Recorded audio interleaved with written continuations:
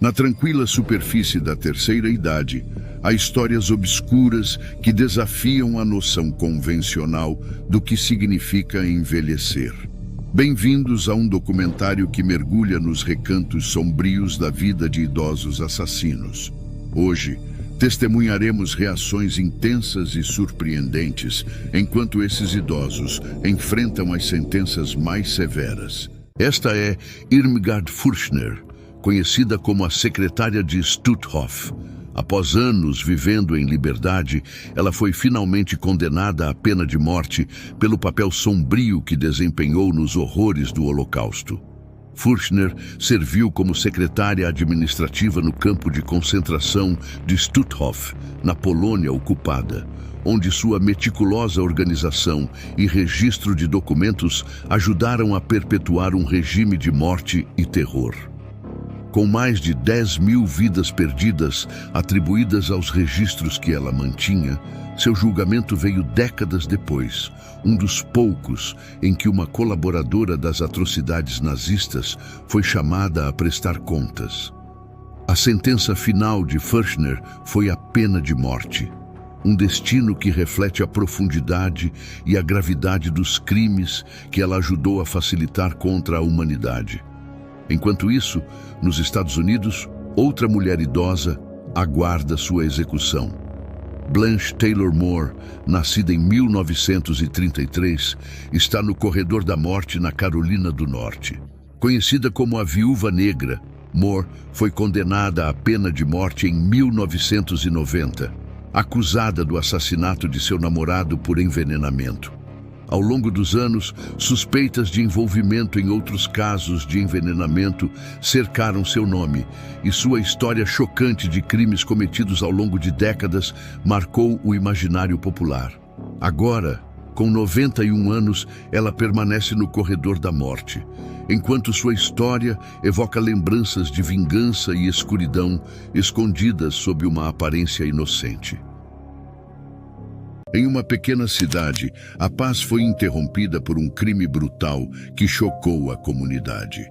Francisco Lopes Ferreira, um homem de 66 anos, foi condenado pelos terríveis atos que cometeu naquela noite sombria de março de 2017. Com os pés algemados e mancando, Francisco enfrentou um longo julgamento que durou mais de 4 horas. A imagem dele, aparentemente frágil, contradiz a brutalidade do crime que o levou àquela sala de tribunal. O ex-presidiário contou com a presença de uma jovem religiosa, Simone de Moura Fatini Lopes, que infelizmente tornou-se cúmplice involuntária de sua própria tragédia. Durante o depoimento, Francisco apresentou versões divergentes do que havia relatado à polícia, chegando até mesmo a afirmar que pediu para Simone se afastar no dia do crime. César Augusto Lopes, marido da vítima, descreveu Simone como uma mulher doce e dedicada aos trabalhos da igreja. A comunidade estava atônita diante da tragédia que se desenrolava diante de seus olhos. O promotor Marcos Antônio Leles defendeu que o crime foi premeditado, apresentando laudos que revelaram ferimentos nos seios de Simone, indicando requintes de crueldade.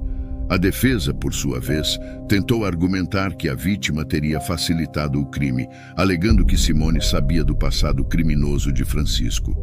Após cometer o crime hediondo, Francisco fugiu, sendo capturado uma semana depois nos fundos de uma empresa no Distrito Industrial de Rio Preto. Devido ao seu estado debilitado, foi encaminhado ao hospital, onde confessou o crime que havia cometido. O veredito foi dado. Francisco Lopes Ferreira foi condenado a 36 anos de prisão em regime fechado.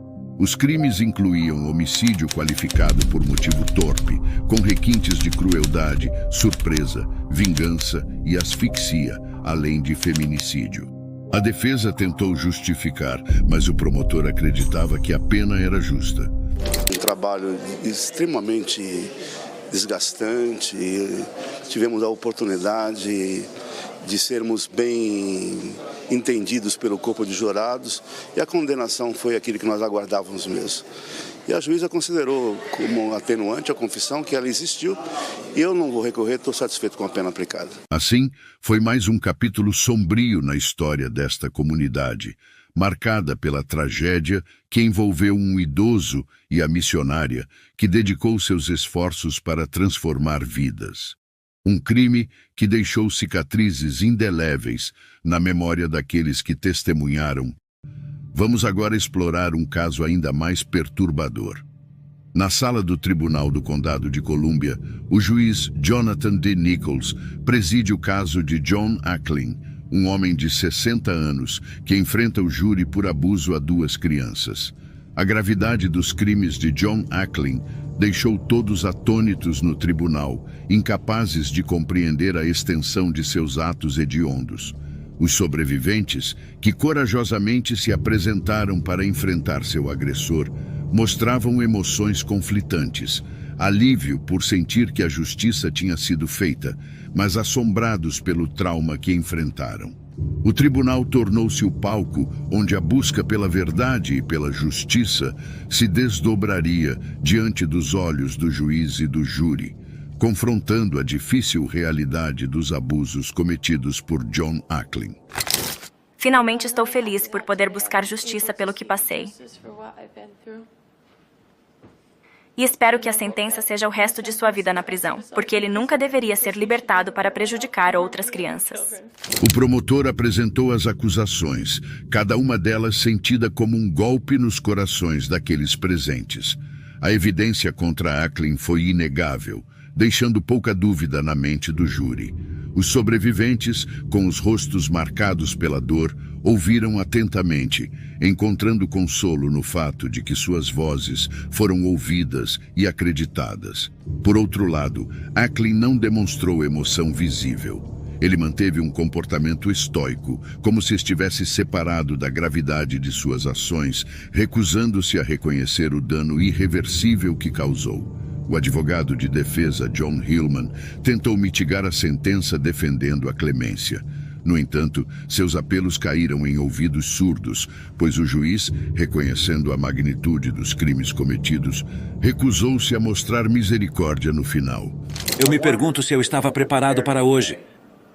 Você percebe que no segundo dia da sua entrevista, aquele foi o seu último dia de liberdade nesta terra?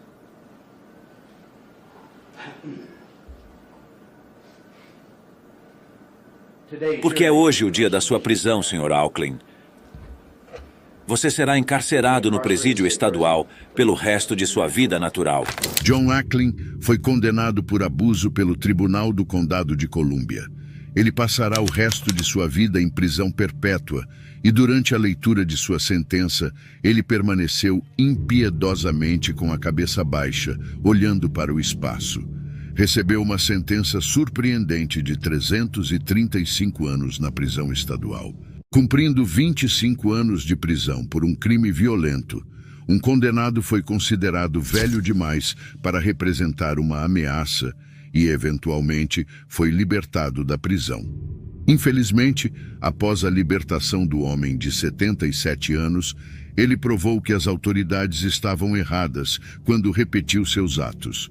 Albert Flick foi condenado a 25 anos de prisão em 1909 após esfaquear sua esposa, Sandra, 14 vezes na frente de sua filha de um casamento anterior. Ele foi libertado em 2004, mas voltou à prisão em 2010 por agredir outra mulher com uma faca, esfaqueando-a várias vezes. Em 2014, ele foi libertado mais uma vez, após um juiz decidir que Flick seria velho demais para representar uma ameaça, mesmo tendo anteriormente assassinado sua esposa e vitimado outra mulher. Enquanto desfrutava da liberdade, Albert Flick aparentemente se encantou por uma mãe de 48 anos chamada Kimberly Dobbie, o que acabaria se tornando uma atração fatal. Flick sabia que Dobbie iria deixar a cidade e pensou consigo mesmo: se não posso tê-la, vou matá-la. E foi exatamente isso que ele fez, esfaqueando-a quase 11 vezes à luz do dia, do lado de fora de uma lavanderia em Lewiston, Maine. a poucos metros de seus filhos gêmeos de 11 anos, Dylan e Cole. Uma testemunha relatou ter ouvido Dobby dizendo ao homem mais velho para deixá-la em paz antes do ataque, intervindo quando viu o idoso começar a esfaquear a mulher. Infelizmente, foi tarde demais, e Dobby sofreu ferimentos fatais, sendo esfaqueada de forma brutal, atingindo o coração e o pulmão, enquanto seus filhos indefesos podiam apenas assistir a mãe ser impiedosamente tirada deles. Em imagens de vigilância angustiantes, espectadores e crianças, presumivelmente os filhos de Dobby, são vistos correndo enquanto o ataque se desenrola. Eles não puderam salvar Dobby, mas um homem corajoso deteve Flick após dar-lhe um chute e manteve o pé no pescoço dele até a chegada da polícia. Flick foi preso e logo se viu novamente em julgamento por assassinato, revelando mais detalhes de seu crime hediondo. Embora o júri não tenha sido informado sobre os crimes anteriores de Flick, não demorou muito para que entregassem um veredicto, já que o ataque foi testemunhado e capturado pelas câmeras de vigilância da lavanderia. Ele foi condenado pelo assassinato de Kimberly Dobby, sua segunda condenação por assassinato após matar sua esposa em 1979. A filha da esposa que ele assassinou, que assistiu a ele matar sua mãe, agora é adulta e simpatiza com os filhos de Kimberly Dobby. Unidos por idades semelhantes e por crimes mortais, vamos agora explorar este caso. É interessante saber que o crime mais violento em Sattila Shores foi o assassinato de Ahmaud Arbery. Portanto, as sentenças geralmente não proporcionam um encerramento. Acredito que a senhora Wanda Cooper Jones também falou sobre encerramento, mas eu não. Não acho que isso realmente aconteça. E acho que é uma coisa lamentável, porque, neste caso, muitas pessoas estão buscando encerramento. A mãe, o pai, a comunidade. Este é Gregory McMichael, um homem de 68 anos, que juntamente com seu filho, Travis McMichael, foi considerado culpado na perseguição e assassinato de Ahmaud Arbery. Ele enfrentou várias acusações, incluindo assassinato qualificado e crimes de ódio. Gregory McMichael, um dos réus no julgamento pelo assassinato de Ahmaud Arbery, pareceu atônito ao ouvir o veredicto de culpado ser lido. À medida que a realidade se estabelecia, a expressão de McMichael passou da incredulidade para uma mistura de decepção e tristeza. Era evidente que ele esperava um resultado diferente, acreditando que ele e seu filho estavam justificados em suas ações. Os advogados de Gregory McMichael expressaram sua decepção com o veredicto, prometendo apelar da decisão. Eles enfatizaram que McMichael genuinamente acreditava que estava fazendo a coisa certa, sugerindo que ele ainda se apegava à ideia de que a perseguição a Arbery era justificada. Durante a sentença, Gregory McMichael permaneceu indiferente e impassível, com o rosto desprovido de qualquer emoção, apesar do veredicto injusto e favorável. Os advogados de McMichael mantiveram seu compromisso com o processo legal, respeitando a decisão do júri enquanto exploravam opções para um novo julgamento para Gregory McMichael. O veredicto de culpado marcou um ponto significativo de virada em sua vida. Agora, ele enfrentava a perspectiva de passar o restante de seus dias atrás das grades, cumprindo uma pena de prisão perpétua. Greg McMichael. O tribunal o sentencia da seguinte forma. Contagem 1. Assassinato doloso. O réu foi considerado não culpado. Contagem 2. Assassinato por delito grave. Prisão perpétua sem a possibilidade de liberdade condicional. Contagem 3. Assassinato por delito grave. Anulado, quero dizer, anulado por operação da lei. Em todos os casos, não vou repetir. Contagem 4. Anulado. Contagem 5. Anulado. Contagem 6. Funde-se com a contagem 2. Contagem 7. Agressão agravada. 20 anos consecutivos à contagem 2. Contagem 8. 10 anos concorrentes com a contagem 7. Contagem 9. 5 anos concorrentes com a contagem 7. Isso resulta em uma sentença de prisão perpétua mais 20 anos.